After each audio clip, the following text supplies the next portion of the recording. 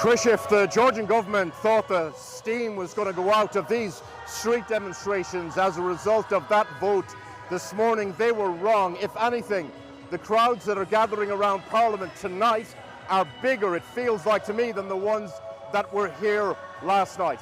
Listen, there's lots of detail around this piece of legislation. There will be another hearing tomorrow, and there's lots of political shenanigans going on around the scene.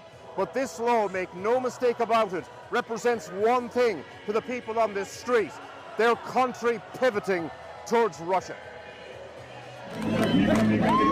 For the thousands of demonstrators outside Parliament last night, this is the Georgian dream.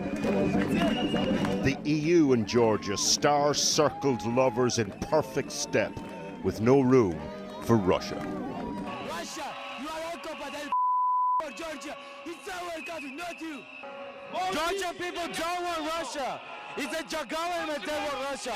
We are Europe, and we believe in Europe. But there's another Georgian dream, the country's ruling party pushing through legislation that could set a different tone. The so-called Foreign Agents Bill is seen as a cut and paste of laws Vladimir Putin used to bring civic society and the media in line. It's not about the law, it's about the decision of the government to take Georgia in the direction of Russia and to put Georgia under the influence of Putin's regime. For these people then, with their ex-Soviet country's history, last night was a showdown, not just between them and their government, but between two competing civilizations. They stayed out all night, determined to try to block Georgian Dream MPs from voting through legislation to the next stage this morning. At dawn, the police started to clear them. So it's just after 5 in the morning, and it would appear the police are going to try and clear the few thousand protesters that are still surrounding Parliament building at the top of the road. A line of riot police has arrived, water cannons. It's about to start. The government had threatened jail terms for those obstructing MPs getting into Parliament. There were scuffles. Around 20 people were arrested. But when the time came, the demonstrators were moved. The MPs arrived, and after a hearing that lasted 67 seconds in a half-empty committee room, for those outside the country, took a step closer to Russia.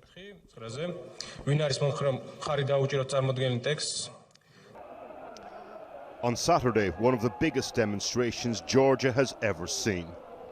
As opposition to the bill has escalated, so too has the price of opposing it. Last week, people who will be forced to register as agents of foreign influence had their homes and premises targeted by gangs of masked men, some caught on CCTV. Oh, these are all liars. This is no place in Georgia for agents. Investigative journalists like Nina Zuriashvili featured in wanted-style posters, calling her a traitor and foreign agent, plastered around the neighbourhood where she lives and works. In other cases, it wasn't just balaclavas and paintbrushes, it was baseball bats. Gosh. And how many men attacked you? At least 2 or 3, at least. Professor Gia Japorisa is an academic who runs a think tank critical of the government and the new law. On Wednesday night, attacked outside his home. Did they say anything to you while they were attacking you? Yeah, while beating me, one of them said why I'm against the law. The Foreign Agents Bill? Yes. So no doubt in your mind that this was a politically motivated thing? No, it was organized by the ruling party. Georgian Dream have said they were not involved in these attacks and say the new legislation is about transparency of funding, not a diktat from Moscow. GD's de facto leader is oligarch Bedzina Ivanishvili, made much of his money in Russia back in the day. From the hills surrounding Tbilisi, Georgian oligarch Bedzina Ivanishvili surveys his political domain from a pad, let's face it, giving off some serious Bond movie vibes. Back in 2012, when he formed Georgian Dream, it was an eclectic mix of partners, and the offering was, on the one hand, friendship and stability and peace with Russia, but also moving towards membership of the EU. EU membership is still the party's stated aim, but Brussels says this new law could seriously damage those prospects. On Saturday night, we waited to interview a Georgian MP at the forefront of discussions with the EU. As demonstrators passed the Georgian Dream HQ, the chant went up, "You're Russian, you're Russian slaves." So I suppose my first question is, are you? No, not at all, of course no. But in Georgian society, Russia and EU is the most sensitive to topics. Russia in a negative way, EU is in a positive way. 85% of population supporting European integration, and it says a lot. Over the years, Georgian Dream has in many ways brought the country closer to the EU. But remember, 20% of this country is still under Russian control after the war in 2008.